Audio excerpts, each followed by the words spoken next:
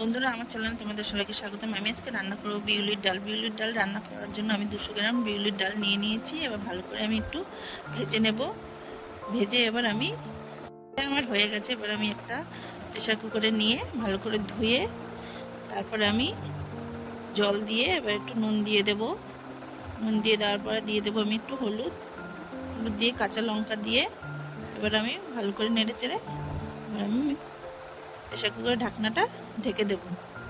ঢেকে এবার আমি সিটি মেরে নেব 4টে। এবার হয়ে গেছে, দেখো আমার ডালটা পুরো আমার সেদ্ধ হয়ে গেছে। আমি বেশি সেদ্ধ করিনি, একটু দানা দানা রাখবো।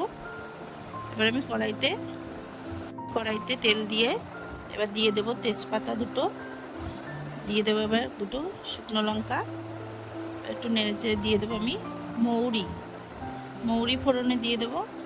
দিয়ে একটু ভালো করে নেড়ে নিয়ে এবার দিয়ে দেবো আমি আদা কুচিটা একটু ভাজা ভাজা করে নেব।